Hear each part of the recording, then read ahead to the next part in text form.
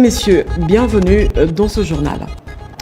En séjour dans le Grand Nord, le président de l'Assemblée nationale est arrivé à Béni ce jeudi.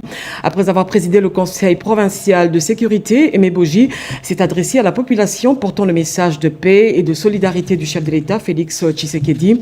Une visite placée sous le signe de la cohésion nationale et l'engagement des institutions pour le rétablissement de la paix dans l'Est de la RDC. Anim Balaka et Patrick Badibanga.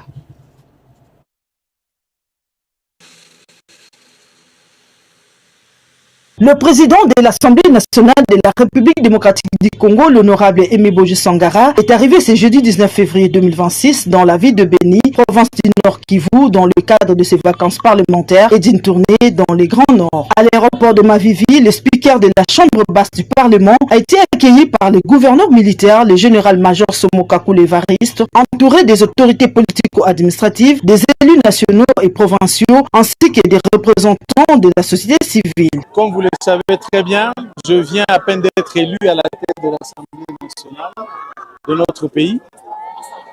C'était le 13 novembre et ce sont donc nos premières vacances parlementaires. Et pour ces vacances parlementaires, j'ai choisi de venir passer quelques temps ici avec mes compatriotes du Nord Kivu.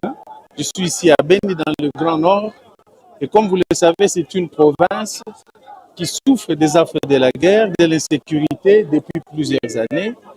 Mais aujourd'hui, Béni, c'est le carrefour où se retrouvent tous les déplacés internes de la province du Nord Kivu et même du Sud Kivu. Donc je suis venu pour compatir avec mes frères et sœurs de cette partie de la République qui se trouve ici, pour écouter, parce que je suis parlementaire, mon travail c'est d'écouter, et enfin pour apporter un message d'espoir par rapport aux initiatives en cours et prises par son Excellence, Monsieur le Président de la République, Félix Antoine Tshisekedi, chef de l'État, qui ne cesse de fournir des efforts pour la pacification de toute la République du Congo. Direction le rond-point Niamoussi, où une foule nombreuse s'est mobilisée pour réserver un accueil chaleureux au président de l'Assemblée nationale, venu communier avec la population de cette ville durement éprouvée par la crise sécuritaire. Dans son message à la population, Aimé Boji Sangara a transmis les salutations et félicitations du président de la République, Félix Antoine Tshisekedi Tshilombo, à la population de Béni pour sa résilience, avant de rappeler les efforts engagés par ces derniers pour le retour d'une paix définitive dans cette partie de la République. Après ces meetings populaires, le président de l'Assemblée nationale poursuivra sa mission d'écoute avec les représentants des différentes couches sociales afin de mieux cerner les préoccupations des populations locales. Mais bien avant ces meetings, le président de la Chambre basse du Parlement a présidé les conseils de sécurité provinciale au gouvernorat de la province. Et à Kinshasa, la première ministre Judith Suminwa a eu des échanges avec l'évêque de Kisantu, Crispin Kimbeni. Les deux personnalités ont évoqué l'urgence liée à l'impraticabilité, voilà j'arrive, de la RN1. De son côté, la chef du gouvernement a manifesté une volonté politique d'apporter des réponses concrètes. On écoute l'évêque Crispin Kimbeni au micro d'Emmanuel la commissaire. Comme évêque de Kisantu, je pensais qu'il fallait référer un peu la situation de la population et de la contrée où est situé le diocèse de Kisantu. Donc on a parlé de la situation sociale de l'ancien district d'Alukaya, qui a les limites de mon diocèse. Et puis après, on a parlé de la situation de l'Église, puisque l'Église est dans ce territoire-là. On a essayé d'évoquer ce que l'Église fait, les difficultés aussi que l'Église rencontre dans sa mission.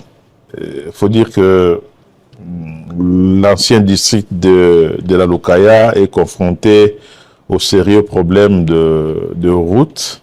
D'abord, la RN16, qui est la route nationale, est pratiquement impraticable. Et cela a des conséquences par rapport à la population qui ne sait pas évacuer les produits agricoles. Donc, le problème de route, la nationale, mais aussi les dessertes agricoles. Et là, c'est vraiment un très sérieux problème qu'il faudrait que bon, le gouvernement, dans la mesure du possible, arrive à résoudre. Sachez aussi que les lauréats du Forum du génie scientifique ont reçu les honneurs de la République. Ces derniers ont été décorés au cours d'une cérémonie solennelle présidée par le vice-premier ministre, ministre de la fonction publique, Jean-Pierre Liaou, représentant la première ministre. Regardez.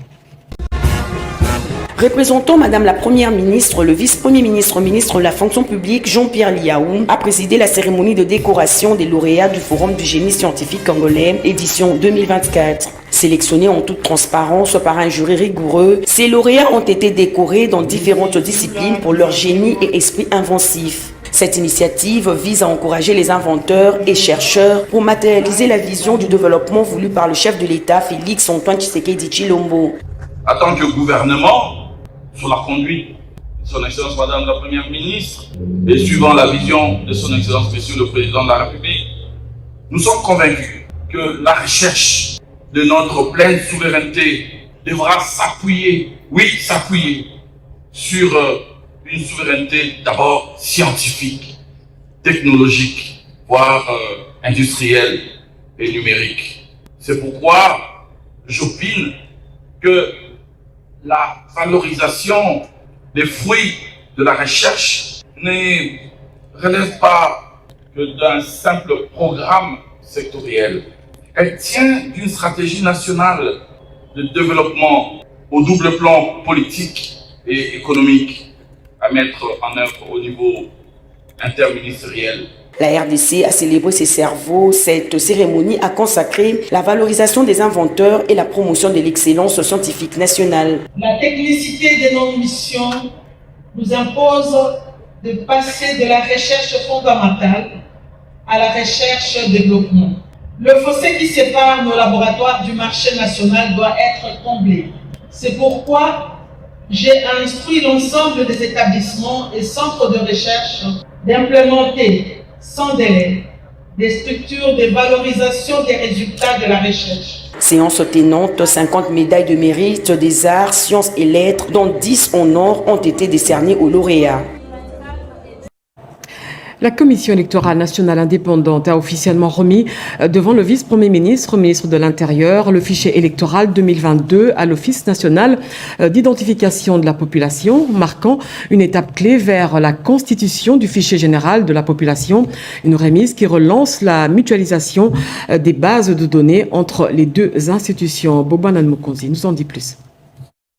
Vers l'identification des Congolais à travers les territoires tels que recommandés par les chefs de l'État, Félix Antoine Tshisekedi Tshilombo, le président de la CENI, Denis Kadima, a remis officiellement les fichiers électoraux des électeurs enrôlés en cours de l'année 2022 à l'Office national de l'identification de la population en vue de la constitution du fichier général de la population en République démocratique du Congo. Il est important de rappeler, avec clarté et pédagogie, la nature même du fichier électoral qui concerne exclusivement les citoyens âgés d'au moins 16 ans au moment de l'enrôlement en 2022. Il est donc indispensable d'en retirer les personnes décédées, de prendre en compte les changements de résidence et d'y intégrer les citoyens devenus majeurs après l'opération d'enrôlement de 2022. La cérémonie, supervisée par le vice-premier ministre, ministre de l'Intérieur et Sécurité, Jacquemain Tchabani, a rappelé au directeur général de l'ONIP, Richard Ilunga, qu'en recevant ces données, son institution assume une responsabilité majeure pour mettre fin à une anomalie de plus de 4 décennies. Cette réforme s'inscrit dans la vision globale de modernisation de l'État, portée par le programme d'action du gouvernement, la stratégie nationale de digitalisation et les engagements internationaux de la République démocratique du Congo en matière de gouvernance et de sécurité. C'est dire qu'il ne s'agit donc pas d'un simple transfert technique, mais effectivement d'un acte fondateur et précurseur d'une nouvelle politique d'identification de la population en République démocratique du Congo. Ce fichier électoral, constitué lors de la dernière opération d'enrôlement, servira de base technique pour appuyer l'identification systémique des citoyens congolais. Cette remise du fichier marque une nouvelle ère dans la collaboration entre la CENI et l'ONIP, ces derniers jouant le rôle de levier essentiel pour la modernisation de l'état civil et de la planification des politiques publiques en République démocratique du Congo. La réunion stratégique du comité de pilotage du groupe thématique climat des affaires, partenariat public-privé, promotion des investissements et de l'emploi s'est tenue ce jeudi au Fleuve Congo Hotel. Au cœur des échanges, la présentation des résultats de la RDC dans le rapport Business Ready 2026 de la Banque mondiale. Yvette Makoutima. Climat des affaires, la République démocratique du Congo se met en mode compétitivité. Kinshasa veut changer d'échelle. Le ministre d'État au plan et de la coordination de l'aide au développement, Guylaine Mbombouizia, a procédé au lancement des travaux du comité de pilotage du groupe thématique Climat des affaires, partenariat public-privé, promotion des investissements et de l'emploi. L'amélioration du climat des affaires continue à être une priorité stratégique du gouvernement. Elle s'inscrit pleinement dans la vision de son Excellence M. Félix-Antoine Tshisekedi Tshilombo, président de la République, chef de l'État, visant à faire de la République démocratique du Congo une économie émergente, diversifiée, attractive et compétitive. Le but poursuivi est d'analyser les performances de la RDC dans les rapports Business Ready 2025 de la Banque mondiale, le nouveau baromètre mondial de l'environnement des affaires à travers ces trois piliers, le cadre réglementaire, la qualité des services publics et l'efficacité opérationnelle. La publication de ce rapport est un tournant décisif pour la République démocratique du Congo, qui désormais fera partie des économies qui sont évaluées et dont la prochaine édition est prévue pour la fin de cette année, donc décembre 2026, édition qui couvrira près de 180 économies au monde. Autour de la table, ministres réformateurs, partenaires techniques et financiers, secteur privé et experts. À travers cette coordination interinstitutionnelle, le gouvernement veut passer du diagnostic aux résultats concrets, plus d'investissements, plus d'entreprises, plus d'emplois durables. La RDC abrite depuis ce matin la conférence des régulateurs de l'Assemblée de l'autorité des régulateurs de télécommunications des pays d'Afrique centrale. Les travaux ont réuni les responsables des instances de régulation de la sous-région autour des enjeux liés à la gouvernance numérique. Guy Matundu et Guilain Mukungo pour ce reportage. Pour une régulation harmonisée des télécommunications par satellite non géostationnaire. Le ministre Panda de Poste a rappelé les avancées de la RDC dans le secteur. La République démocratique du Congo, avec l'accompagnement de son régulateur, ont eu à faire des avancées significatives réelles, notamment l'accélération du déploiement des backbones nationales, le déploiement de la fibre optique qui interconnecte nos principales villes en les reliant aux câbles sous-marins internationaux, faisant de la RDC un corridor de transit numérique pour ses voisins. Le président de l'autorité de régulation de la RDC et président exécutif de l'Assemblée des pays de la sous-région, M. Christian Katende, a circonscrit la session du jour. C'est la conférence des régulateurs qui est en fait l'Assemblée générale de l'ARTAC, où tous les régulateurs viennent pour discuter du développement de l'ARTAC, pour discuter des problèmes que nous traitons, pour discuter du renforcement de capacité sur lequel nous sommes. C'est la troisième réunion que nous avons ici à Kinshasa en très peu de temps, ce qui veut dire que notre participation est appréciée. Et sur les questions du secteur, nous voulons avancer vite. Le président veut une nation digitale. Participer à ces réunions devrait donner du résultat et la stimulation pour le résultat est quelque chose qu'il faut absolument obtenir. Cette conférence a permis à la République démocratique du Congo et au Gabon de signer un protocole d'accord sur le roaming. Réunis à Dubaï, les ministres du commerce extérieur de la RDC, de la Zambie, du Mozambique et du Zimbabwe ont franchi une étape clé vers la modernisation frontière. L'objectif est de fluidifier le transit, réduire les détails et renforcer les compétitivités régionales. Diane Balaka et Eric Kabamba.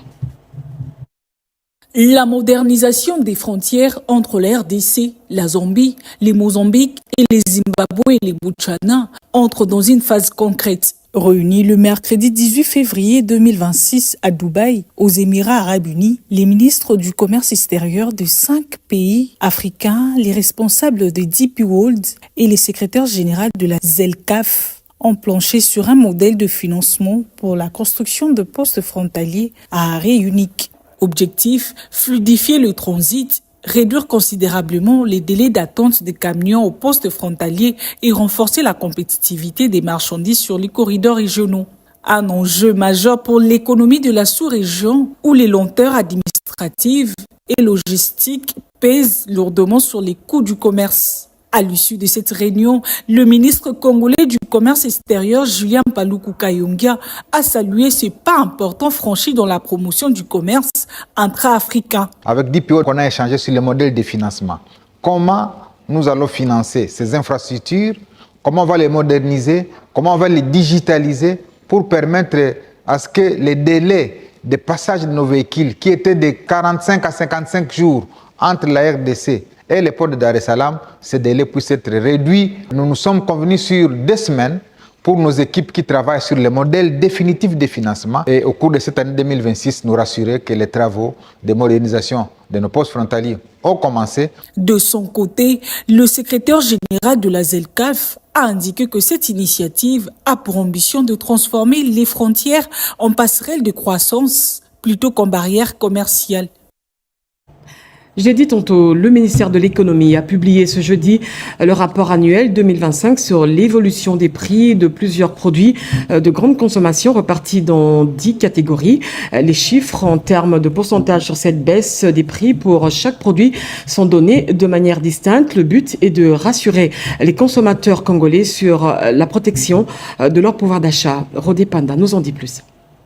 Au total, 41 produits de grande consommation regroupés selon les catégories ont connu une baisse sensible des prix sur les marchés. L'analyse des données collectées au cours de l'année 2025 met en évidence une tendance globalement favorable à la baisse des prix sur les 10 catégories des produits suivis des 6 catégories qui enregistrent une baisse. Une catégorie demeure stable tandis que 3 autres catégories affichent une hausse. Les baisses les plus significatives concernent notamment les sacs de riz de 25 kg avec des diminutions pouvant atteindre moins de 43% selon le marque suivi des haricots avec une baisse qui atteint moins de 37,7%.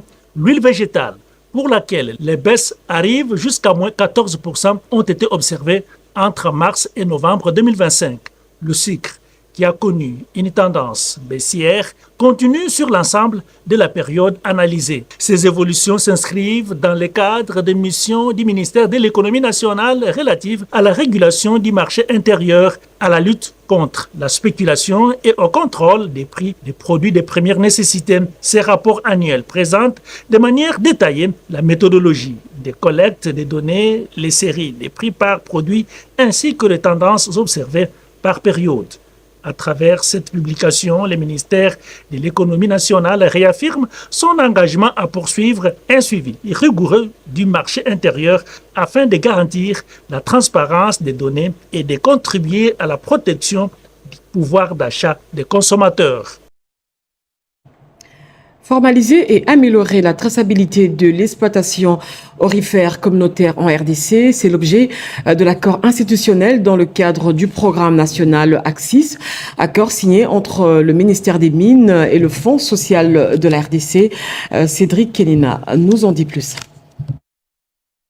Il s'agit d'un tournant stratégique pour l'avenir de l'or artisanal en RDC. Au cœur de cet accord, la mise en œuvre du programme national Axis et de l'initiative Gold Connect intégrant un mécanisme innovant, les Sovereign Gold Reserve Token, un outil financier adossé aux réserves aurifères nationales. Objectif de ces programmes, structurer les chaînes d'approvisionnement de l'or artisanal, garantir la traçabilité et la transparence de flux, faciliter l'accès à des financements innovants sans alourdir la dette publique et intégrer des surcroîts d'une manière durable les exploitants artisanaux dans les circuits formels. À travers cet accord cadre, l'État congolais affirme 3 principes fondamentaux. La primauté de la souveraineté nationale sur ses ressources naturelles. Deuxièmement, la nécessité d'un encadrement institutionnel clair, coordonné et juridiquement sécurisé.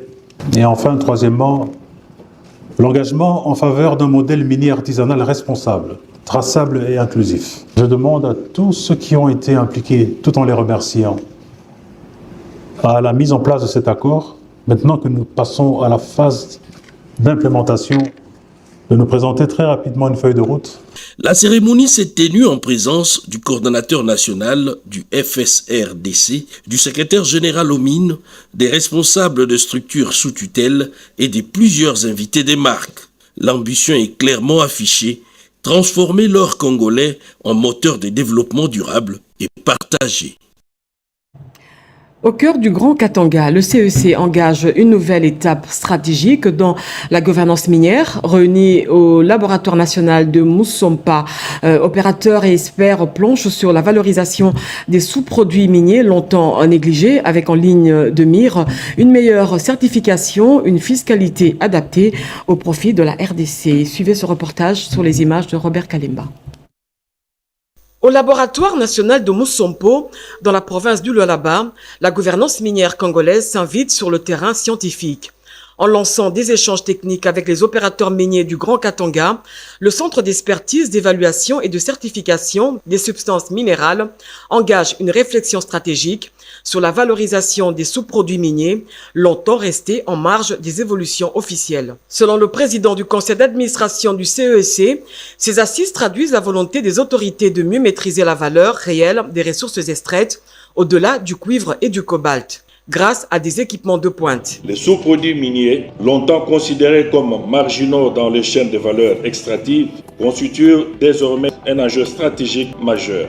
Leur identification, leur caractérisation et leur valorisation économique doivent s'inscrire dans un cadre fiscal clair. Pour le directeur général du CEC, ces résultats ouvrent la voie à une approche plus complète de l'évolution minière, fondée sur la science et validée par les laboratoires internationaux accrédités. L'enjeu est clair, intégrer progressivement ces sous-produits dans la détermination de la valeur marchande et réfléchir à un cadre fiscal adapté, transparent et prévisible. Ces analyses ont porté sur 6 matrices principales de la filière cuivre-cobalt. Le concentré de cuivre, le concentré de cobalt, le concentré mixte de cuivre-cobalt et ont permis d'identifier au-delà des métaux principaux déclarés la présence récurrente d'éléments associés présentant un intérêt stratégique. À Moussompo, le message est sans équivoque. La maîtrise scientifique des ressources devient un instrument de souveraineté économique et un pas décisif vers une exploitation minière plus stratégique et plus profitable à la nation. À Kinshasa, au cimetière de la Gombe, le Puna, parti de l'unité nationale, a commémoré ce jeudi le 44e anniversaire du décès de son fondateur et l'un des pères de l'indépendance, Jean-Didier Bolikango, figure pionnière de l'indépendance. Un reportage de Rikin Zuziloya et Yvette Makoutima.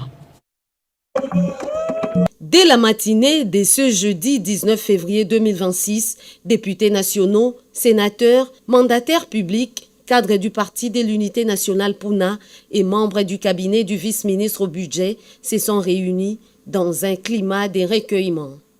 À 11h, l'arrivée au cimetière de la Gombe de l'autorité morale du parti, Élisée Bokumwana Maposo, a marqué les débuts de la cérémonie officielle marquant 44 ans de disparition du fondateur du Puna, Jean-Didier Bolikango Akpolo Kaka. Au programme, dépôt des gerbes de fleurs et absoutes religieuses en mémoire de Jean-Didier Bolikango, qui demeure une référence majeure de l'histoire politique nationale de la République démocratique du Congo.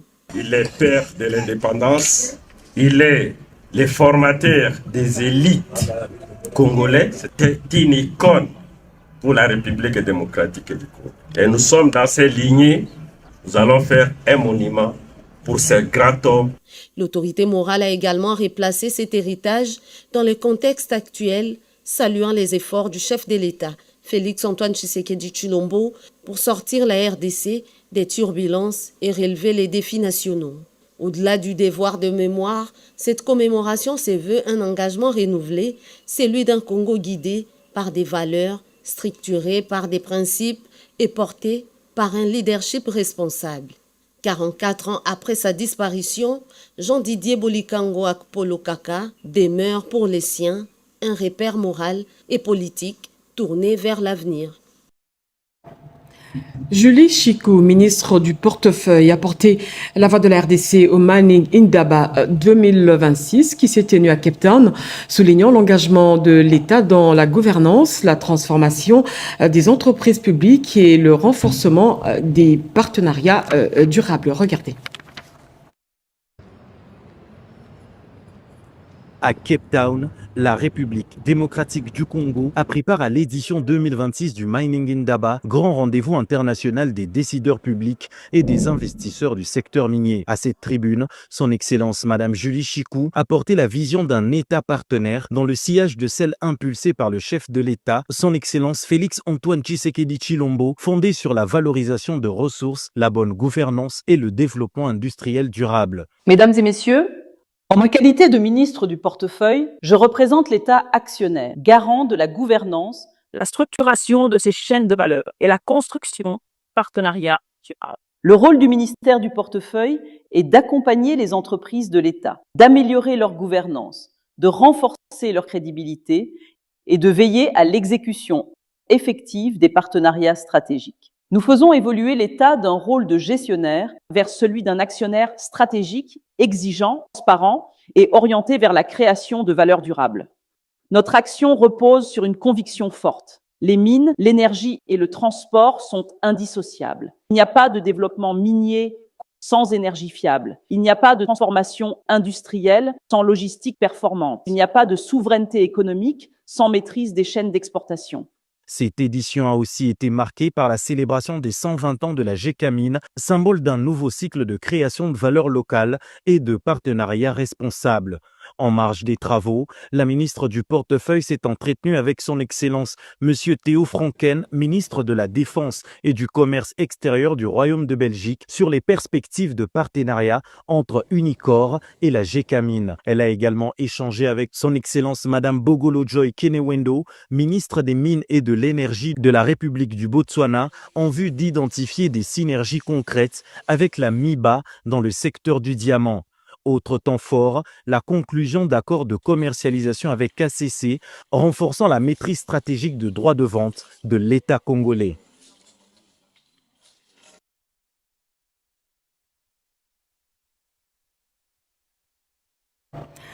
Restons toujours à Cape Town, où la ministre du portefeuille a encouragé les entreprises qui subissent une restructuration profonde à donner le meilleur d'elles-mêmes pour sortir du gouffre et contribuer au développement du pays. C'est le cas de LMC, dont les autorités sont dans la vision du président de la République, Félix Tshisekedi, celui de devenir des entreprises viables. Angèle Mabiala. À la 32e édition de Mining Indaba, tenue en Afrique du Sud, le drapeau de la RDC a flotté. Dans le domaine de transport multimodal, les lignes maritimes congolaises se sont présentées comme un partenaire crédible. Une forte délégation de cette entreprise, conduite par le président du conseil d'administration, Lambert Mendeo Malanga, et madame le directeur général AI, Gisèle Mbouantiem, a présenté les opportunités qu'offre cette structure dans le transport des produits stratégiques, notamment des métaux, dans le monde. Un couronnement qui rentre dans la dynamique du chef de l'État Félix-Antoine Tshisekedi Tshilombo, menant vers la consolidation de la souveraineté nationale. Nous sommes déjà en train d'acquérir les navires. Le processus est là pour signer les contrats avec les entreprises qui vont nous accompagner. Nous allons d'abord travailler avec les équipes externes et puis au fil du temps, nous allons les remplacer avec nos éléments parce que nous avons déjà envoyé quelques éléments dans différentes universités.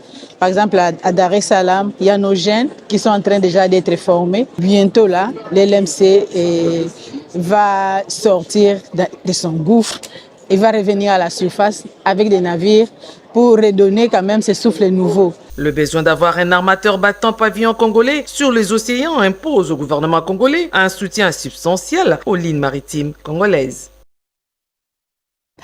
Et à Kinshasa, la justice transitionnelle, une des clés d'une paix durable dans l'Est de la RDC.